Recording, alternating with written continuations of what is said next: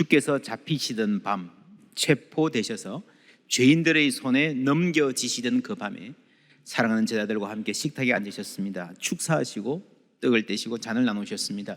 이 떡은 내 몸이요 이 잔은 내 피다. 너희를 위하여 주는 내 몸이요 생명이다. 이를 행하여 나를 기념하라. 이 말은 기억하라라고도 번역할 수도 있습니다. 성찬은 기억하는 것입니다. 우리를 위하여 생명 주신 그리스도를 기억하는 성찬. 이 성찬은 2000년 동안에 기독교 신앙의 중심이었습니다. 교회가 성찬을 지켰고 이 성찬이 그 기억이 교회를 지켰습니다. 기억이 우리를 지킨다. 무슨 말일까요? 여러분, 교회에서 하나님의 말씀 그럴 때 두 가지 말씀이 있습니다. 하나는 들리는 말씀, 설교고요.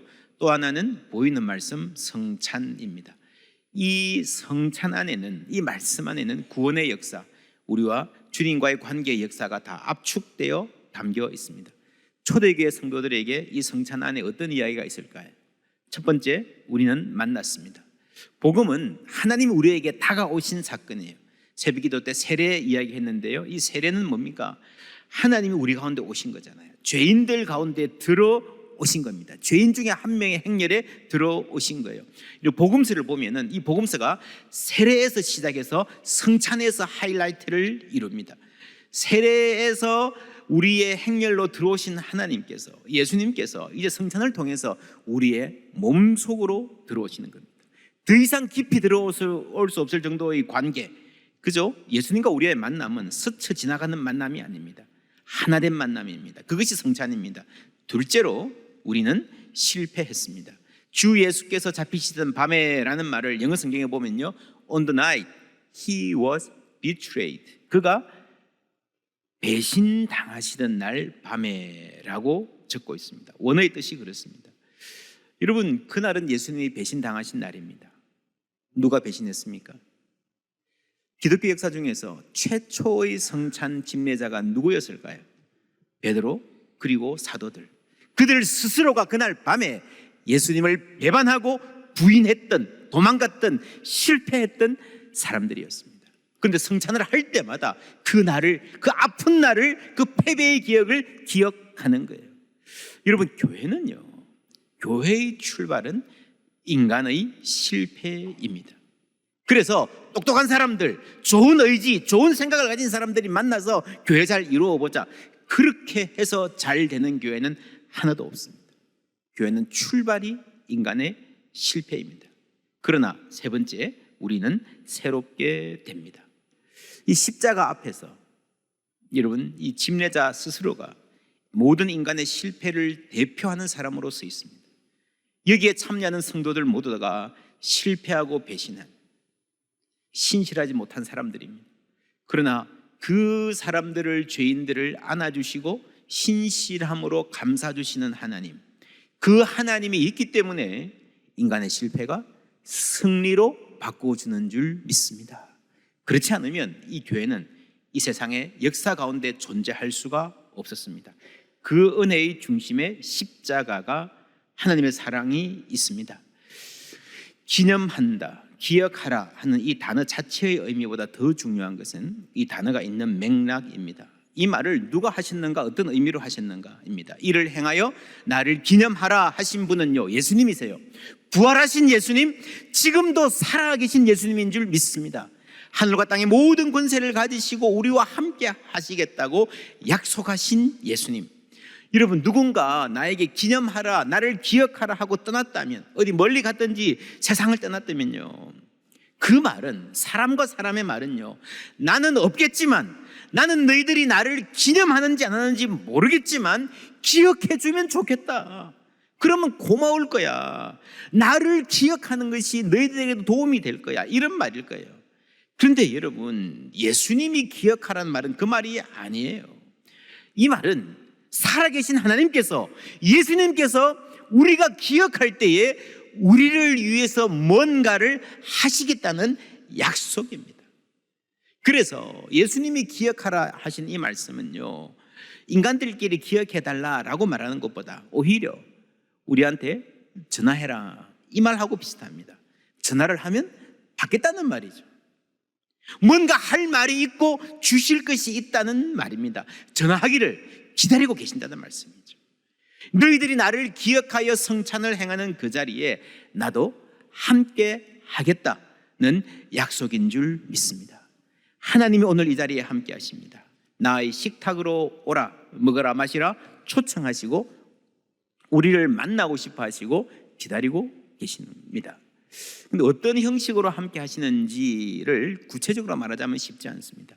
이 옛날에 가톨릭이 성찬을 대단히 강조하다가 거기서 빠져나오면서 종교개혁자들이 고민을 많이 했습니다. 성찬의 의미가 뭔가에 대해서 아주 다양하게 논쟁하고 토론했습니다. 너무 많이 싸워가지고요, 신학 공부해본 모든 사람들은 염증이 납니다.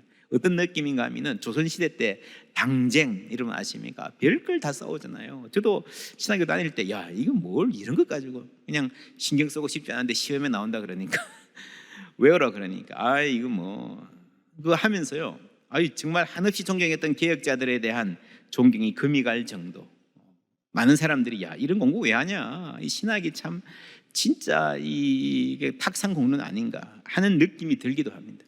그만큼 이게 어렵고 따지자면 어렵고 신비한 일이라는 말도 됩니다. 그런데 여기서 가장 중요한 건요, 어떤 신학자도 어떤 개혁자도 부인하지 않는 기본적인 사실은요, 우리가 기억할 때에 우리끼리 기념하고 우리끼리 기억하는 것이 아니고 이 성찬의 자리에 주님이 함께 하신다. 하나님께서 우리 가운데 뭔가를 하신다는 사실입니다. 요한복음 14장 18절 함께 읽습니다. 내가 너희를 고아와 같이 버려두지 아니하고 너희에게로 오리라. 고아와 같이 버려두지 아니하고 너희에게로 오리라 하신 예수님, 우리와 함께 계시는데 그 예수님의 현존 임재가 가장 집약적으로 우리에게 나타나는 때가 바로 이 성찬입니다. 이건 종교를 영어로 religion이라 그러죠. 이 말은 라틴어의 religio, 의라는 말에서 나왔습니다. religio는 본래 의무라는 말이에요. 신들에 대한 의무를 다한다 할 때 religio입니다. 근데 본래 이 말의 어원은 religio라는 명사는 religare라고 하는 동사에서 나왔는데 묶다, 다시 묶는다 이런 말이에요. 여러분, 연결한다, 묶는다. 그렇죠. 이 신앙이라는 게 본래 뭔가 하면요, 내가 I am connected to something bigger than me. 나는 요만한데 나보다 어떤 큰 세계, 나보다 어떤 높은 존재, 내 삶의 스토리보다 훨씬 큰 스토리의 일부로 내가 묶여 있다는 이야기예요. 여러분, 나를 지으신 하나님이 계시고 내가 나 혼자 그냥 있는 게 아니에요. 나는 부모님도 있고요, 친구도 있고요, 이 역사가 있고 우리 민족이 있고 나를 지으신 하나님이 있고 그 하나님과의 관계가 본래 신앙이에요. 그런데 이게 경직되면서 의무가 되어버렸습니다. 의무가. 예수님 당시에 유대교도 마찬가지입니다. 본래 신앙의 핵심은 하나님과의 관계예요. 살아계신 하나님과 살아있는 관계예요. 그런데 이걸 의무로 바꿔버렸습니다. 당시에 양대 계파가 있었죠. 사두개인들은 제사의 의무, 바리새인들은 윤리적으로 깨끗하게 살 의무를 강조했습니다. 어느 쪽이나 의무예요. 신앙은 의무였습니다. 그런데 예수님이 이걸 완전히 바꾸신 거죠. 그거 아니야. 주 너희 하나님을 사랑하라. 사랑의 관계. 그 이전에 하나님이 여러분을 사랑하십니다, 그 사랑을 알아라 라고 하는 게 예수님이 모든 것을 바쳐서 우리에게 주신 메시지예요. 하나님은, 여러분, 사람은요 하나님이 창조하셨습니다. 그래서 본래부터 하나님과 연결되어 있어야, 하나님의 사랑을 받고 살아야 잘 살 수 있어요. 근데 그 연결을 잃어버렸잖아요. 그 연결을 잃어버린 우리 다시 연결시켜 주시는 게 바로 그리스도의 사역이고 복음입니다. 이런 찬송이 있어요. 크신 계획 다 볼 수도 없고 작은 고난에 지쳐도 주께 묶인 나의 모든 삶 버티고 견디게 하시네. 여러분, 크신 계획, 내가 지금 막 실험하고 살아가는 이 삶, 요 이야기가 하나님의 크신 계획의 일부라는 거예요. 그래서 우리 인생의 의미는요, 나 자신을 아무리 들여다보아도 그 인생의 의미가 내 안에서 나오지 않습니다. 내가 어떤 자리에 서 있는지, 어떤 이야기와 연결되어 있는지 알아야 인생의 의미가 나오는 거예요. 때로 우리는 하나님의 전체의 계획, 크신 계획 다 알지 못할 수도 있습니다. 우리의 인식에 한계가 있으니까 당연하죠. 그런데 아는 것은요, 주께 묶인 나의 삶, 내 삶이 묶여 있다는 겁니다. 주님과 함께 있다는 겁니다. 그게 바로 믿음이고 그것을 확인하는 자리가 성찬입니다. 우리가 부르는 이 봉헌 찬송도 시작할 때 오직 주의 사랑에 매여, 매여, 묶여 있다는 말이죠. 여기서 하나의 질문이 생깁니다. 신앙이 의무냐 관계냐, 둘 다인데 의무도 있고 뭐 예수 잘 믿으라면 의무가 있죠. 그런데 여러분, 이 중에서 뭐가 더 중요한가? 관계입니다. 신앙은 무엇보다 하나님과의 관계입니다. 의무를 다하는 것은요, 내가 누군가를 사랑하면 따라오게 되어 있어요. 반대로 의무를 열심히 이행해서 잘 지키면, 윤리적으로 살면, 예배 순서를 잘 따라서 예배에 참석하면 관계가 맺어질 것이다? 아니에요. 아닐 수도 있어요. 하나님을 알고 하나님의 사랑을 알고 하나님을 사랑하고 그 사랑을 주고 받는 것이 믿음인 줄 믿습니다. 여러분, 그래서 하나님께 묶여 있는 게 그게 우리 신앙인데, 우리가 하나님께 묶여 있다라고 할 때 세상에 말하는 속박, 묶여서 나를 꼼짝 못하게 한다 하는 것과는 다릅니다. 뭐가 다른가? 첫째로요, 하나님이 먼저 우리를 사랑하셔서 몸을 주셨습니다. 우리가 생명을 주셨습니다. 그게 성찬의 의미잖아요. 받으라 마셔라. 너희 거 내놔라가 아니고 받으라 마셔라 주시는 거예요. 먹으라 그러시는 거예요. 먼저 사랑하셨다는 겁니다. 여러분, 역사를 보면 옛날에 그런 거 있잖아요. 순장, 여러분 순장 아십니까? 순장. 왕이 죽으면요, 혹은 대갓집에 높은 사람이 죽으면요, 이분이 죽어서 저승 가서도 시중될 사람이 필요하니까 종들을 함께 죽이는 거예요. 그렇게 갖다 묻는 거예요. 여러분, 이건 세계 많은 문화권에서 발견되는 풍습입니다. 세계의 역사는요, 종이 주인을 위해서 죽는 거예요. 낮은 사람이, 여러분, 평범한 사람이 특별한 사람을 위해서 죽는 거예요. 그게 세계의 역사예요. 그런데 여러분, 주인이 종을 위해서 죽은 것은요, 예수님밖에 없어요. 그게 복음인 거예요. 예수님이, 하나님이 우리를 위해서 먼저 죽어 주셨어요. 그리고 나서 우리에게는 뭘 주셨습니까? 선택할 자유를 주셨습니다. 예수님이 그렇게 우리를 사랑했지만 우리는 그 사랑 받아들이기를 거절할 수 있습니다. 이것을 행하여 나를 기념하라. 무슨 말입니까? 나의 식탁으로 오라, 먹어라, 마셔라. 주님의 식탁에 invitation, 초청하시는 거죠. 여러분, 초청이 뭡니까? 초청 받은 사람이 권력이 생겨요. 뭡니까? 나는 수락할 수도 있고 거절할 수도 있어요. 이 말이 됩니까? 그 엄청난, 가서 먹기만 하면 되는데, 가서 그냥 믿기만 하면 영생을 준다 그러는데 그 영광스러운 자리를 왜 거절하냐? 바보 아니야? 여러분, 성경에 보면요, 잔치를 베풀고 오라 그러시는데 거절하는 사람들이 나오잖아요. 뭐 대단한 이유가 있는 것도 아니에요. 그냥 거절해요. 이런저런 핑계를 대며 거절하는 거예요. 바보 맞습니다. 여러분, 선택할 수 있다는 그 가능성에 인간의 위대함도 있고 인간의 비참함도 있는 거예요. 여러분 보세요. 비참하게 사는 사람들 전부 다 여러분 대부분요, 선택을 잘못해서 그렇게 된 거예요. 그럼에도 불구하고 하나님께서 우리에게 거절할 수 있는 자유를 허락하신 것은 무엇 때문일까요? 그것은요, 우리가 하나님의 사랑을 받아들이기로 선택했을 때 그 결정이 자발적인 결정이 될 수 있도록, 우리가 묶여 있어서 딴 데 갈 데가 없어서 여기 있는 게 아니라 우리가 우리 발로 찾아와서 주님, 내가 주님의 사람이 되고 싶습니다 할 때에 그 사랑이 진정한 사랑이 될 수 있도록 하기 위해서 우리에게 자유를 주신 줄 믿습니다. 그렇게 선택한 사람들은, 그 사랑을 받아들이기로 작정한 사람은 그 사랑이, 그 기억이 우리를 바꿉니다. 변화시킵니다. 그 기억이 우리를 어떻게 바꾸는가? 여러분, 기억은요, 뇌과학으로 보면 기억은 이게 신경세포들이 연결되는 거예요. 기억과 기억이 연결됩니다. 꼬리에 꼬리를 물고 생각난다, 이런 그런 말 아시죠? 경험해 보셨습니까? 여러분, 비가 오면 뭐가 생각납니까? 부침개? 커피? 소주 한 잔? 심수봉? 청소년들한테는 모르는 이야기여서 미안합니다.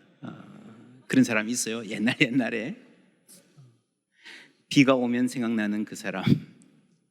비가 오면 평소에 생각 안 나다가 비가 오면 생각이 나는 거예요. 왜 그렇습니까?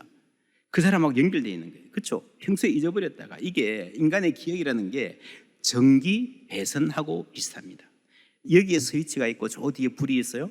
여기서 스위치를 누르면 저 뒤에 불이 켜져요. 왜 그렇습니까? 우리 눈에는 안 보이지만 이게 배선이 되어 있으면, 그죠? 선이 연결되어 있으면 여기서 누르면 저기서 저 불이 켜지는 거예요. 여러분, 어떤 일을 떠올리면 어떤 상처의 기억들이 끊임없이 이어지잖아요. 그 사람 얼굴만 보면 덮어두었던 기억들이 나를 덮쳐가지고요, 막 화창하던 날씨가 갑자기 막 먹구름이 낄 때도 있습니다. 어떡합니까? 잊어버려요? 안 됩니다. 뭘 이렇게 잊어버리고 노력할수록요, 이렇게 더 나를 장악해버리잖아요. 왜 갑자기 이게 생각이 나지? 방법은 배선을 새롭게 하는 겁니다. 다른 쪽하고 연결이 되는 거예요. 그러면요, 여기서 누르면 저기서 불이 아니고 배선을 다르게 하면 저기서 불이 켜질 수 있습니다. 그렇죠? 그게 우리가 기억이 치유가 되는 거고, 그것이 우리의 영성이 형성되는 방식입니다. 베드로가 성찬을 집례할 때마다 주께서 배신당하시던 날 밤에 라고 할 때에, 그 얼마나 아픈 기억입니까? 정말 떠올리기 싫은, 좌절과 낭만과 자기 혐오로 이어질 수 있는 기억인데, 그러지 않을 수 있었던 것은요, 베드로의 머릿속에 배선이 새롭게 되어서 그래요. 이 실패의 기억이 좌절로 가지 않고 예수님의 사랑, 나를 끝까지 사랑해 주신 예수님 사랑의 기억으로 이어지는 거예요. 옛날하고 똑같은 지점에 스위치를 눌리는데 이제는 분노가 켜지는 게 아니고요, 후회가 켜지는 게 아니고요, 사랑과 소망이 켜질 수 있습니다. 할렐루야. 그게 사람이 거듭나는 거예요. 그게 하나님의 말씀이, 성찬이 우리를 빚어 가시는 겁니다.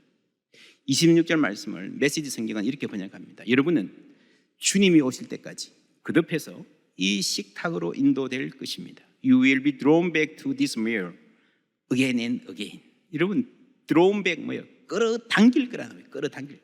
하나님이 계속해서 우리를 끌어당기시는 거예요. 하나님 쪽으로.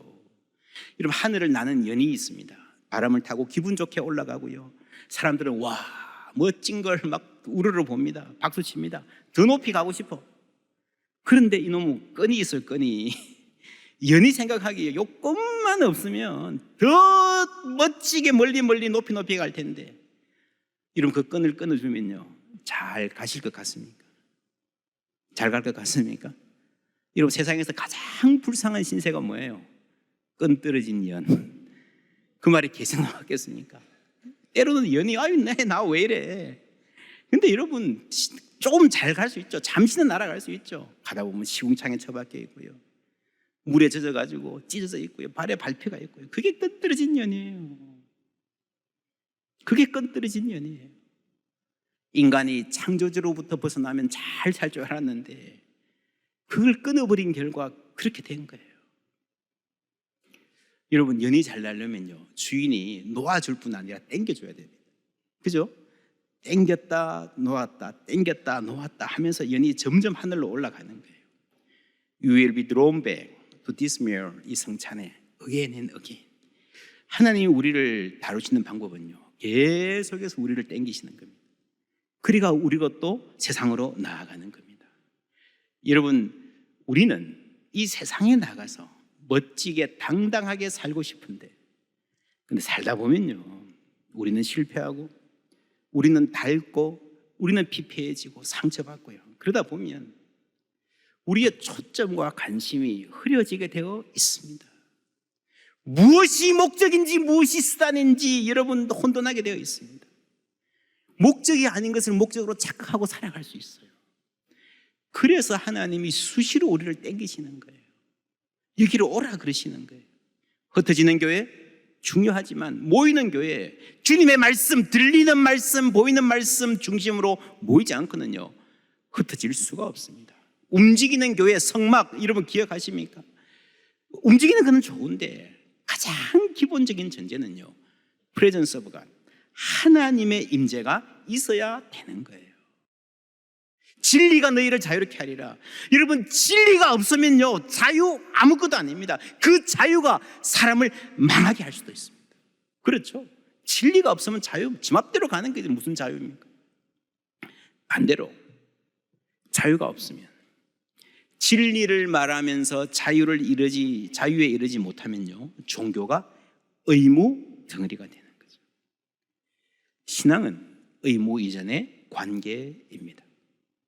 주 앞에 나올 때마다 주님께서, 여러분, 어떤 집안에 엄마 아빠가 아이들한테 혹은 부부 서로에게 사랑해라고 늘 말해주는 가정, 여러분, 그게 아름다운 가정이잖아요.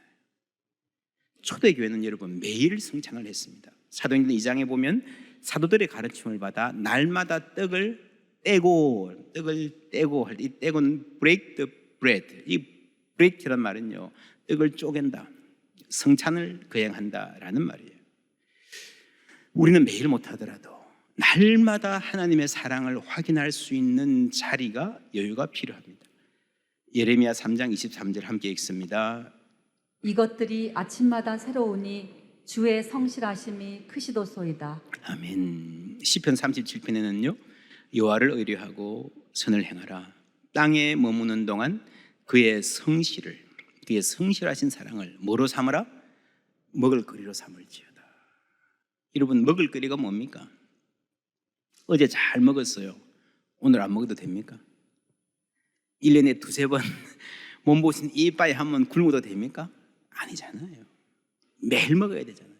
몇 끼 먹어야 되잖아요.